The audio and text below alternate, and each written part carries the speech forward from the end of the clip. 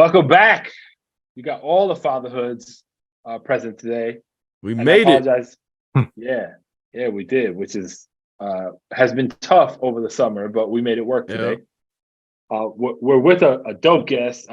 We've been going back and forth for a little bit trying to make this happen. We finally made it happen. Let's not even hold back.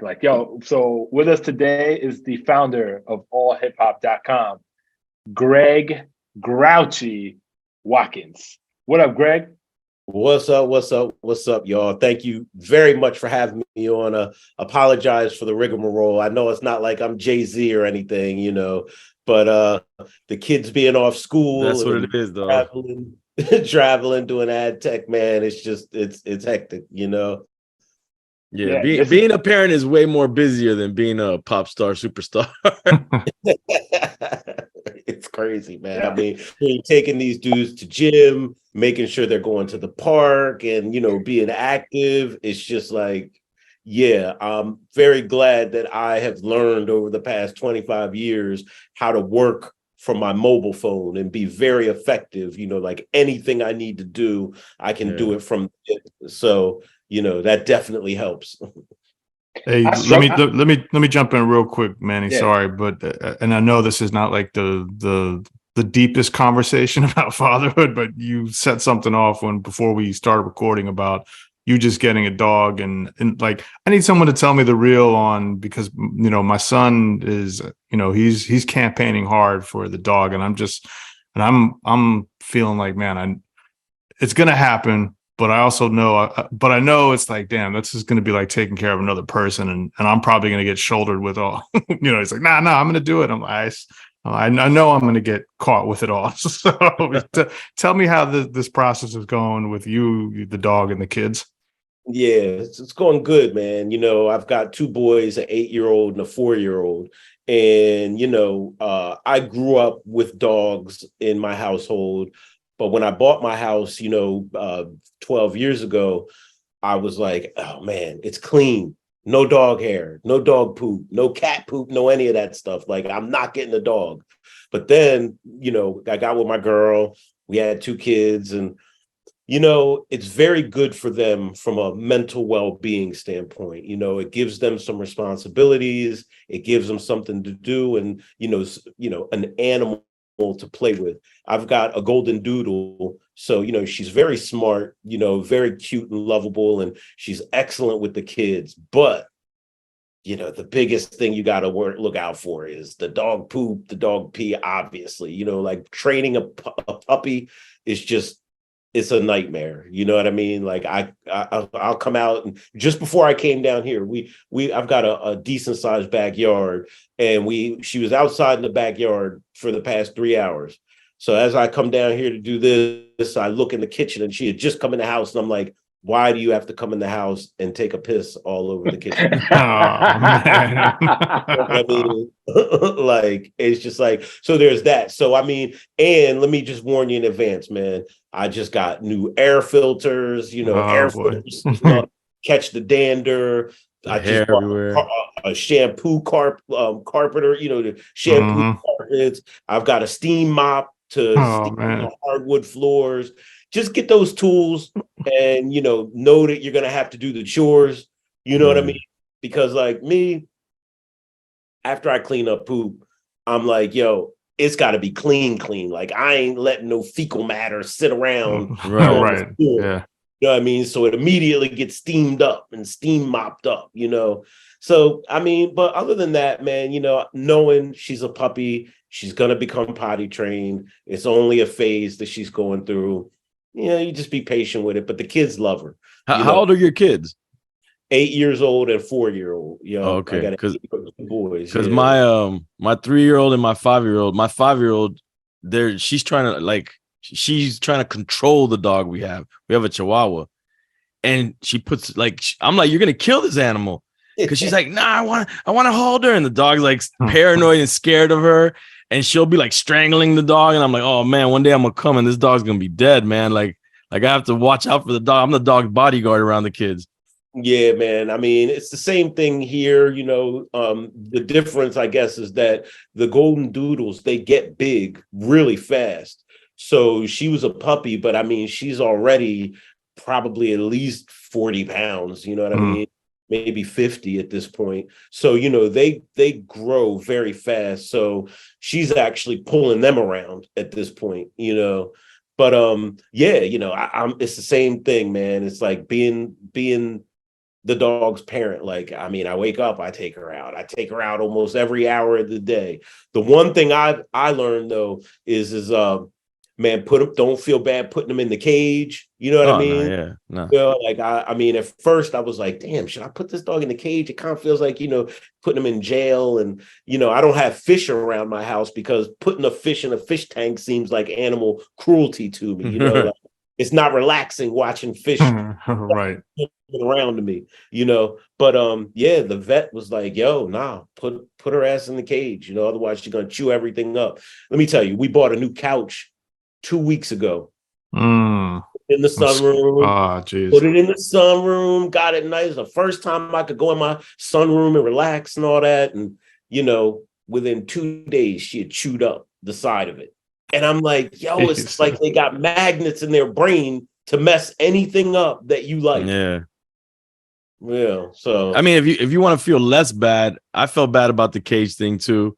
I got a corral for my dog, but she's a Chihuahua. She can't really jump over it. So I don't know if your dog is a little bit more agile than mine, but I feel better. Like I'm not confining her to a cage. I'm like, all right, here's a corral. It's got some size on it, and that's where she sleeps every night.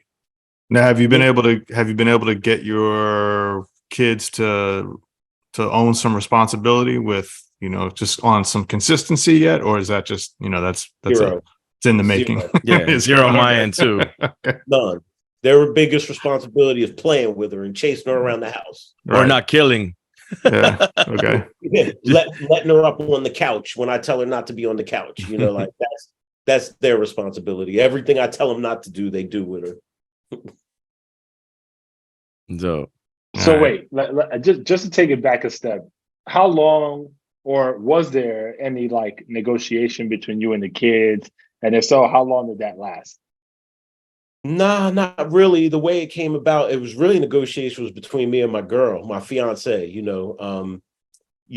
She had been talking about getting. I wanted a dog a while ago. She wanted a cat, and I don't like cats. You know what I mean? But she got the cat. So we got a cat walking around here. And after a while, with the two boys, it's like the cats aren't responsive to anything. So you can't really teach a child how to be responsible with animals or, to have some kind of responsibility with a cat. It just doesn't happen, other than maybe feeding it, not making sure they don't forget to feed her. But yeah, so my son at his school, they have a therapy dog that's there.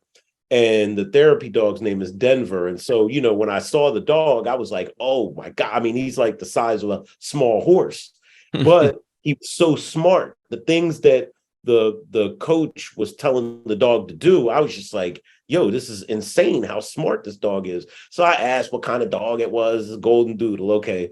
So every morning I exercise in the morning, and one part of my exercise routine is I walk about 3 miles in a local park.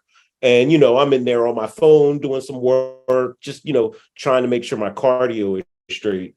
And so as I was coming down the hill, there was a big ass sign that said Golden Doodles for sale. And I couldn't believe it. I was like, what? Oh my God. I just like looking at a Golden Doodle, and here these Golden Doodles are for sale. So I text my girl and I was like, yo, there's Golden Doodles for sale up around the road. What do you want to do? And she was just like, go get it. So that was the negotiation. You know what I mean? Them Golden Doodles is falling out the sky. Right. And come to find out, they're like the most common dog this year, something that people are buying, so, they're like a popular breed this year. But I have to say, it really is impressive how good she is with the kids. I mean, there's been no incidences of I've never seen her growl. I've never seen her snap. Never seen her show her teeth, and, they be rough with her. You know what I mean? And even when they wake her up, it's just like It's just like she's a little playful person, you know. So she's good, man. That's the only thing that really keeps me from kicking her ass when she when she pees and poops all over the place. She takes them dumps. Oh man. They get into everything though. They get into everything. Let me just say one last thing about the dog. Yeah. Yesterday, everything was all good, right? You know, in and out the house. She's getting the potty training thing down. She didn't pee or poop at all. I came into my office to take a call for 45 minutes.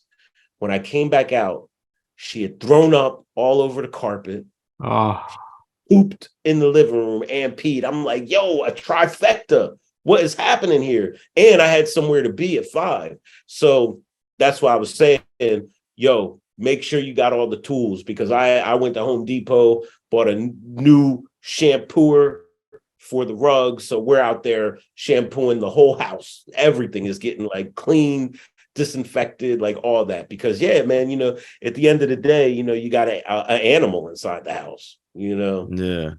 Yeah, I definitely miss the days of not having any animals in this house.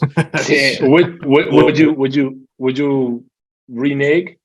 Like, would you be like, I saw the sign for the golden doodle. Let me just keep walking. Right. I'll hold that to myself. I didn't see it.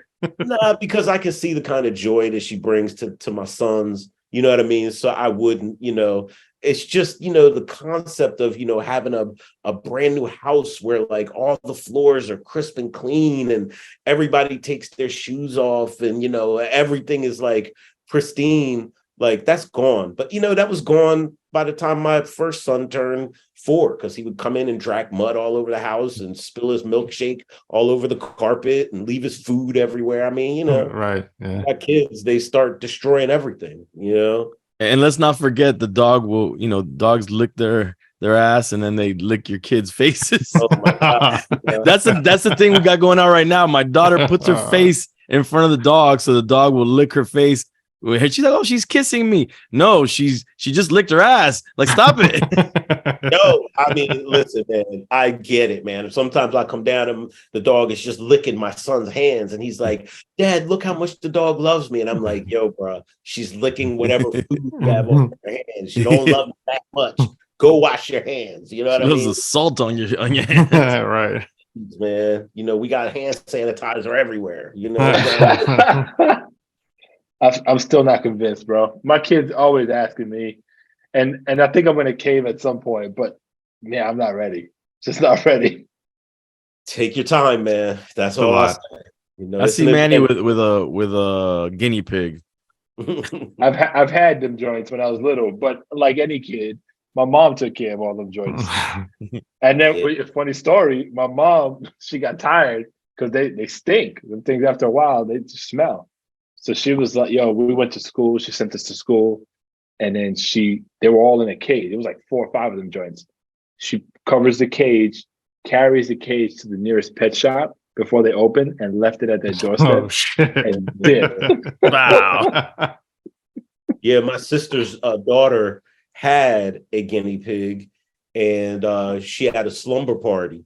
And the girls that came over took the guinea pig out of the cage and let it loose on the floor.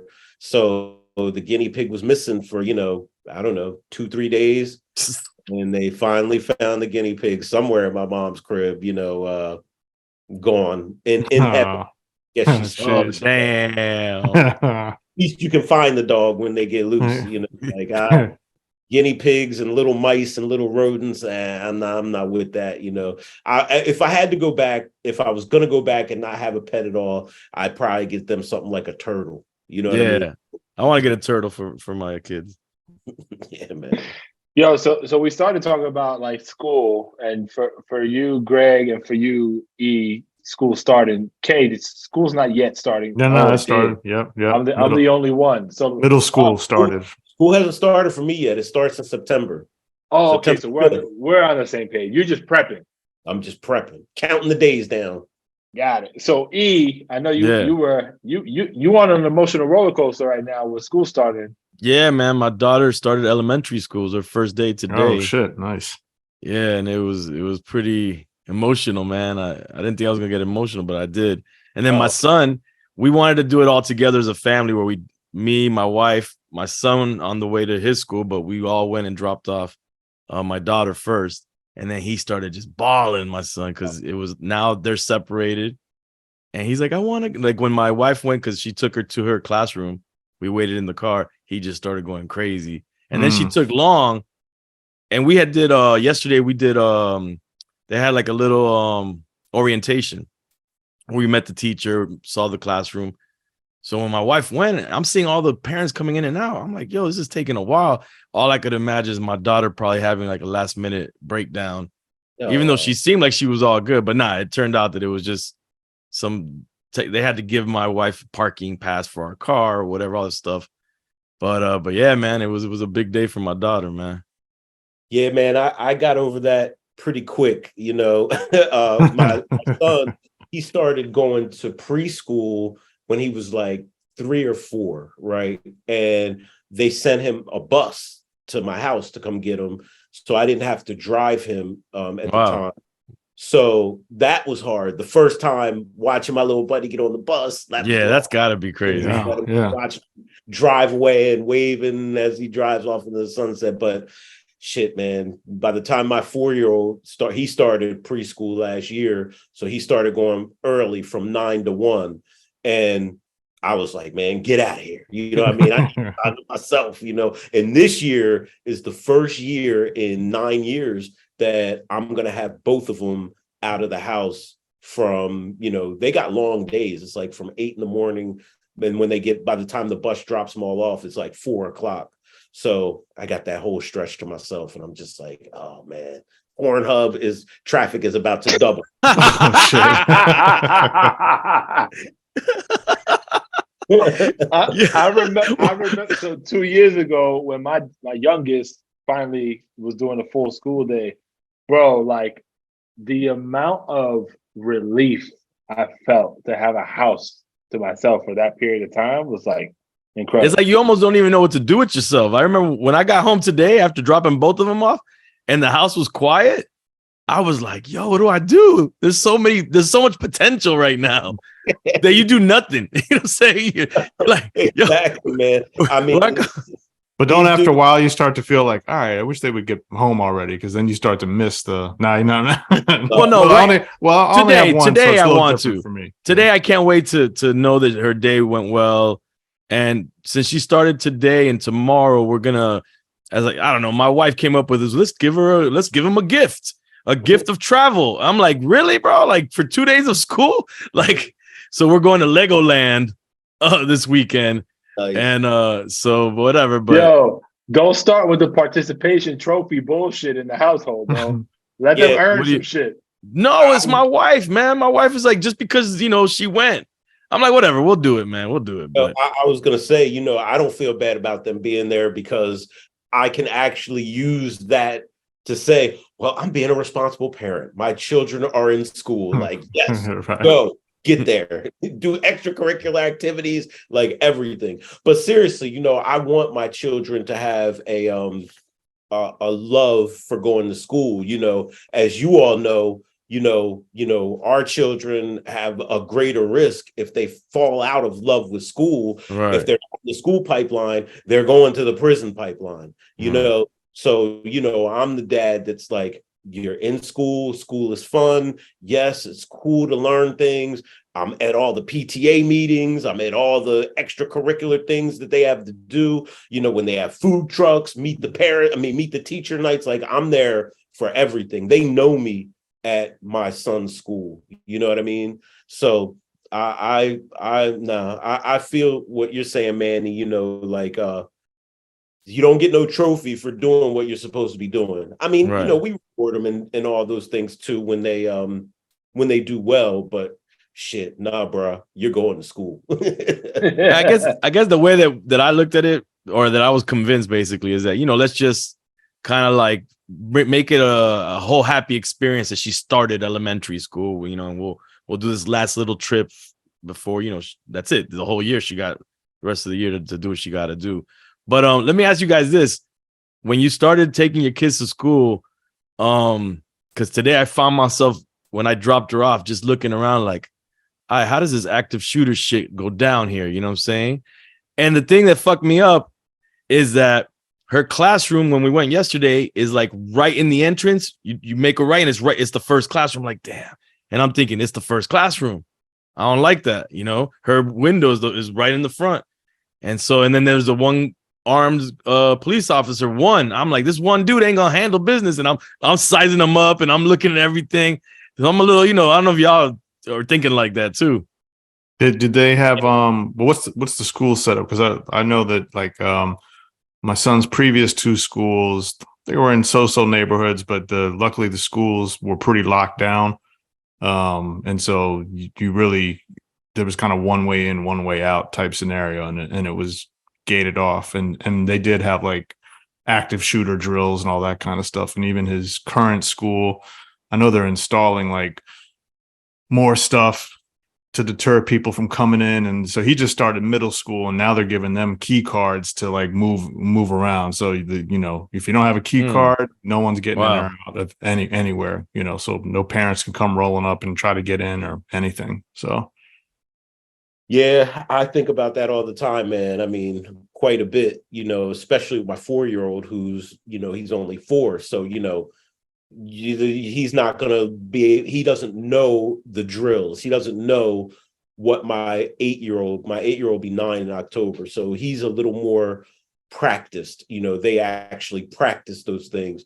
And down in the school district where I'm at here in Delaware, same thing. They practice all the time. So the school will give you a heads up that, there's active shooter drills going on, once a quarter. So if you see an extra police presence, don't be alarmed. But the school I'm at, it's the same. The schools I'm at, the same thing. They've got constables that are armed, which also worries me because I'm like, what if the constable snaps? But they've got guys that are armed, out around the perimeter of the school all day.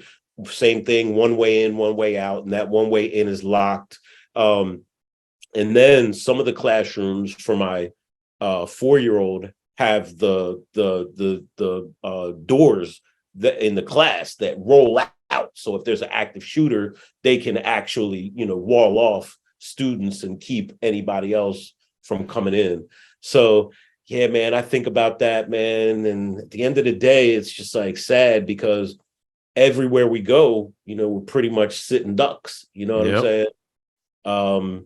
Yeah, man. I mean, I kid you not, man. I'm waiting now for a bulletproof vest to come in the mail, a bulletproof shirt that I can wear under my clothes, because I obviously can't wear them in airports and stuff like that. But everywhere else, riding on the train, going back and forth to New York, being in Times Square or inside the train stations, it's just like, if you're not packing heat, you're a sitting duck, what I'm saying?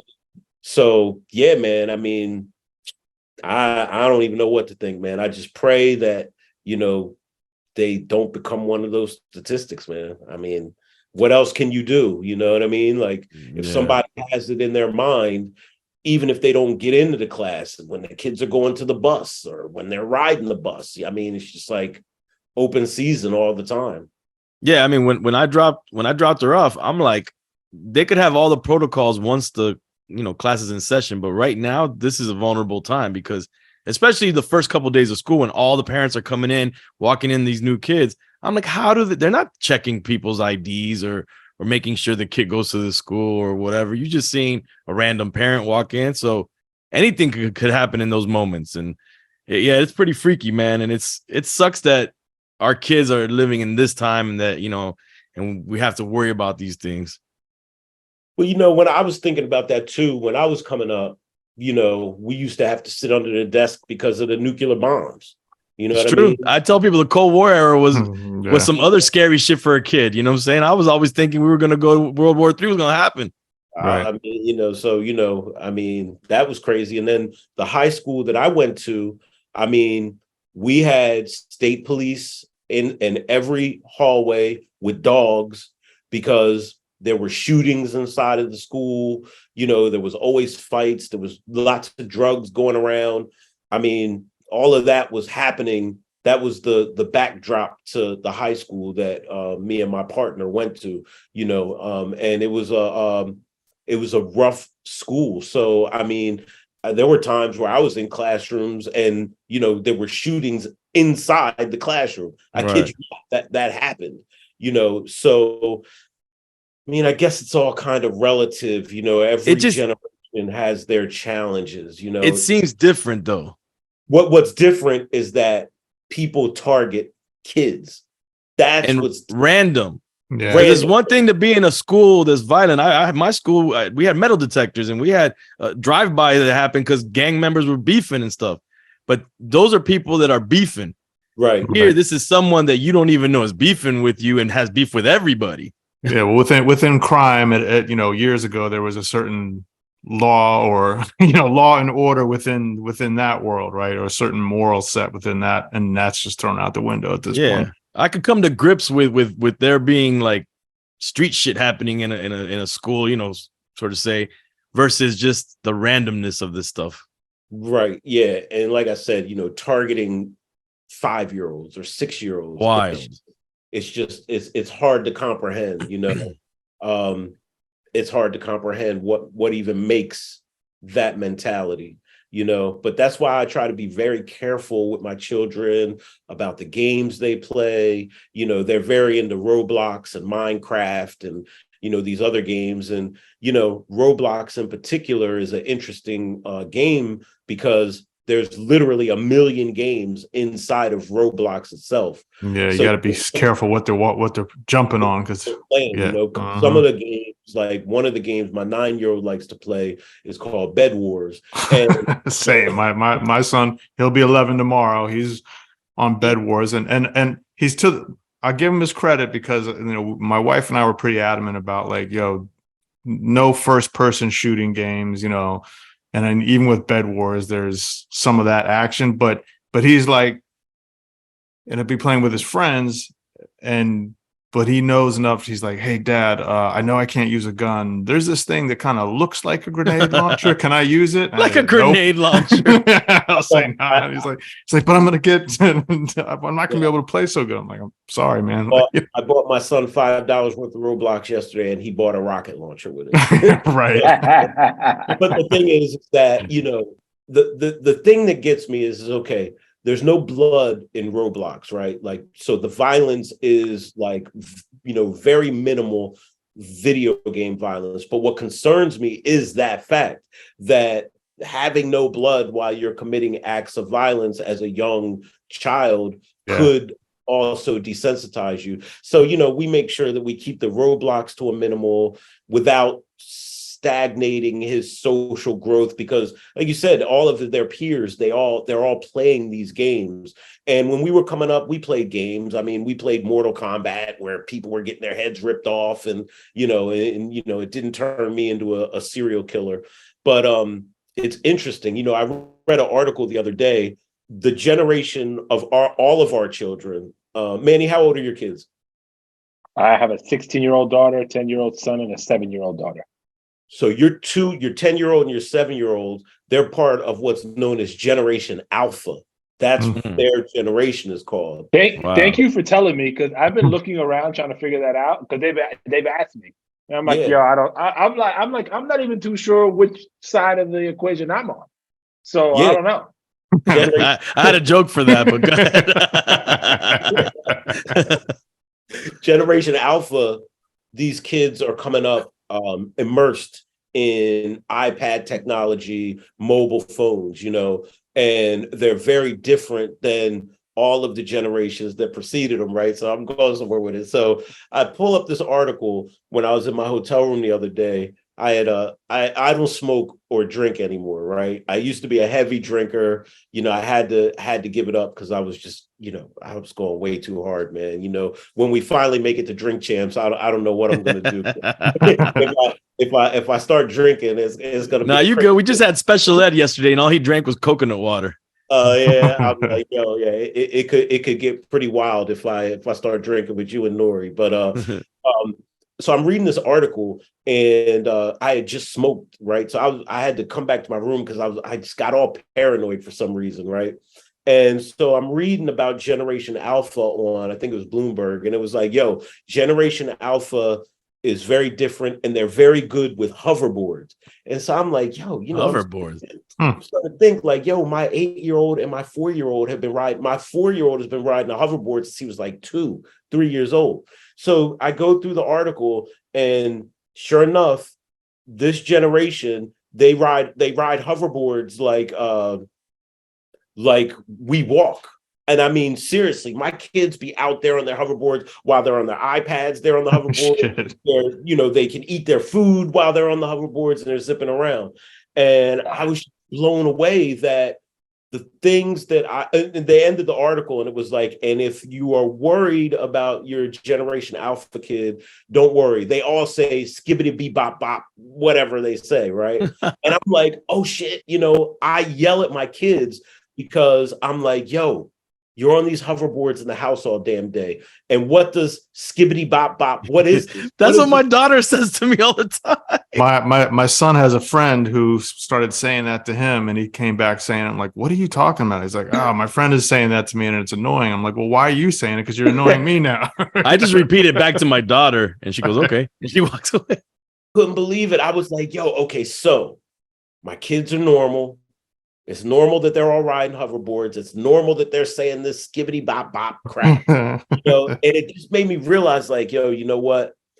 You can't let yourself get too old when it comes to the things that they are being immersed in. You kind of have to immerse yourself in it with them and at least try to understand it as best as you can, because I thought what they were saying was like something very negative that they had seen on YouTube, or, that they had picked out of one of their games that turns out it's just some meaningless nonsense, some meme shit that they want, some friend says.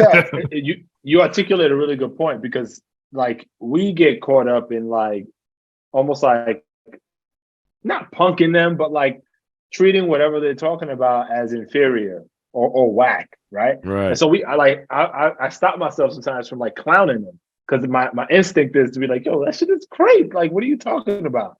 So I dismiss it. But the truth is, like you said, like this is their generation, this is their world, this is how they get down. I'm sure there was a ton of dumb shit or things that seemed dumb to older generations when I was a kid. So I have to have that restraint. And so what I've been doing lately is like just inquiring more and kind of trying to get myself to understand where they're coming from. Even if I think it's whack, I'm not going to project that onto them. I'm just more to be like, yo, all right. So now I'm at least understanding what world they're in. So we could have, I could just like leave it alone versus like get upset every time.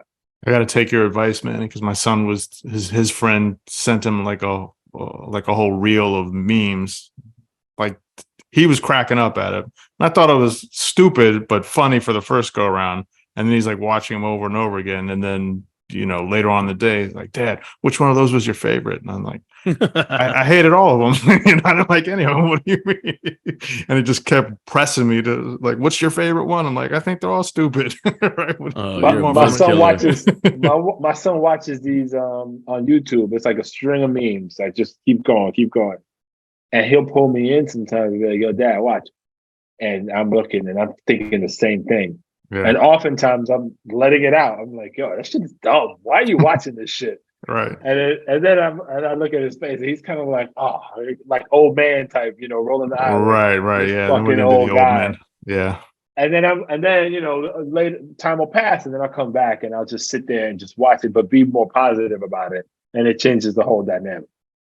Yeah, it really does. I mean, when I finally sat down and was like, all right, look, you keep talking to me about Bed Wars. Come on. I want to sit. I want to watch you play. I want to watch what's happening. I want to get into it because I've watched it casually to make sure it ain't nothing like there's no people trying to talk to them. And, because it's a weird world that they're in, like these are virtual reality games, so there's other people, thousands of other people that are playing these games with him. Right. With a chat going off and everything.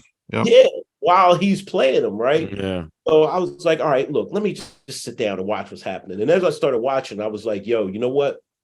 this is actually insane that you have learned how to play this game at this level where you're switching out iron ore for this, and you need a diamond cutter to mine this, I mean, it's just incredible. And when I watch him play Minecraft, I like Minecraft because all he's doing in that is building things, so he's got a love of trains and bridges. And so when he was like, hey, let me show you all the bridges that I built. And it's all the bridges that are around us. So the Delaware Memorial Bridge, we got the Chesapeake Bay Bridge near me. And I'm looking at him like, yo, this little dude really built all of these bridges, and they look like the bridges, so there are some positive aspects of these games. But yeah, trying not to be the old dad, getting out of touch. When I sat down and actually was really inquiring with him about what he was doing, he was so happy that I was actually watching him play.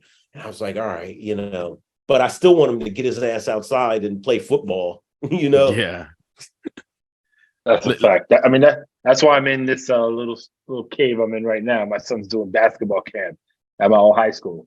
So I found a little quiet corner to do the pod before his day was over. But it's vital, like being able to give them opportunities for them to be outside, even for a little bit. Like, it makes a big difference.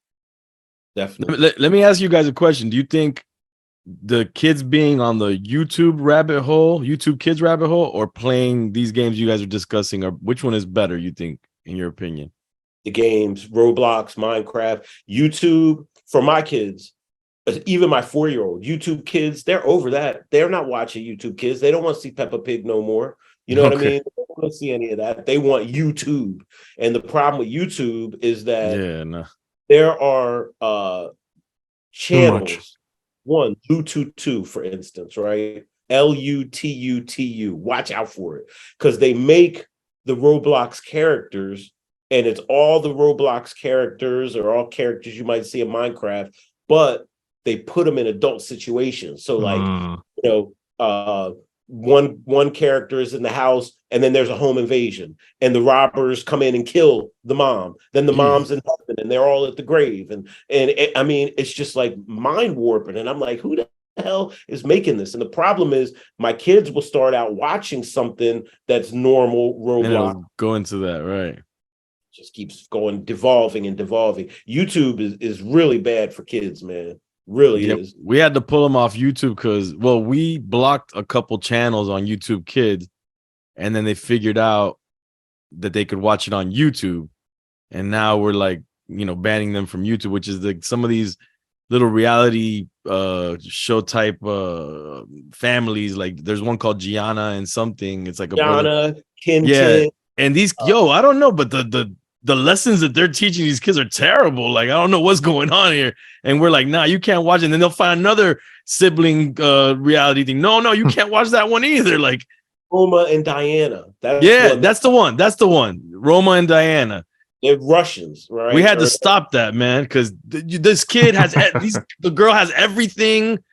And then, we're like, nah, what kind of a lesson is this? 100 million followers. Like, yeah. Like their channels have that many people subscribed to them, and I'm just like, this is insane. Yeah, something's wrong there. Like, how do they even, like, how much time in the day to make all that content for those kids? They're workhorses, those little kids. Yeah, they're workhorses. That's just wild, man. That shit can't be right. Like, I don't, I don't know. My sons were really into Ryan at one point. Ryan's world is all right. Yeah. Ryan was all right.